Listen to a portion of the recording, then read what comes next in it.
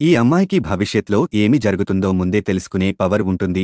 ఈమె ఇంటికి వెళ్ళేసరికి ఇంటి ఓనరు ఈమె లగేజీని ఇంట్లో నుండి బయటపడేస్తుంది. ఎందుకంటే ఈమె అద్దె కట్టలేదు. ఇంతలో ఓనరు చుట్టూ నల్లని దుష్టశక్తి ఉండటాన్ని ఈ అమ్మాయి గమనిస్తుంది. అప్పుడు ఈ అమ్మాయి తన దివ్యదృష్టి ఉపయోగించి మీ కొడుకు అనారోగ్యపడతాడు అని చెప్తుంది. కానీ ఓనరు నా కొడుకుకి కేవలం కాలికి దెబ్బ తగలబట్టి హాస్పిటల్లో ఉన్నాడు అని చెప్తుంది.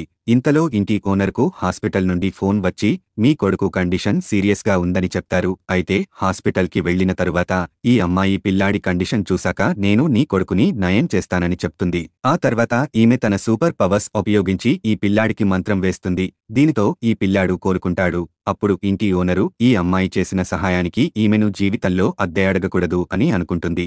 అప్పుడు ఈ అమ్మాయి ఏదైనా జాబు ఉంటే చెప్పండి పని చేస్తాను అని వీళ్ళని అడుగుతుంది. అప్పుడు ఈ పిల్లాడు లైవ్ స్ట్రీమింగ్ చేస్తే డబ్బులు వస్తాయని చెప్పగా ఈ అమ్మాయి లైవ్ స్టార్ట్ చేస్తుంది. లైవ్ చేస్తూ ఈ అమ్మాయి నాకు సూపర్ పవర్స్ ఉన్నాయి, 10,000 ఇస్తే మీ భవిష్యత్ చెప్తానని అంటుంది. ఇంతలో ఈ అమ్మాయి లైవ్కి ఒక కోటీశ్వరుడు కనెక్ట్ అవుతాడు. అప్పుడు ఈ కుర్రాడు తప్పిపోయిన తన చెల్లెలి ఆచూకీ కనిపెట్టమని చెప్తాడు. అప్పుడు ఈమె ఇతడి చెల్లి కోసం వెతికే ప్రయత్నం చేసి షాక్ అయిపోతుంది. ఎందుకంటే ఆ కుర్రాడి చెల్లెలు ఈమెనే, కాని ఈ కుర్రాడు ఆస్తి కోసం ఈమె తన చెల్లెలు అంటుందని అనుకుంటాడు. అప్పుడు ఈమె తన మెడలో ఉన్న వంశపారపర్య లాకెట్ చూపిస్తుంది. ఇలాంటిది ఈ కుర్రాడి మెడలో కూడా ఉంటుంది. అలాగే తన చేతిమీద ఉన్న హార్ట్ షేప్ లవ్ సింబల్ గుర్తు చూపించి ఇది పుట్టుకతో వచ్చింది, ఇది ఉందని కేవలం మన తల్లిదండ్రులకు మాత్రమే తెలుసు అని అంటుంది.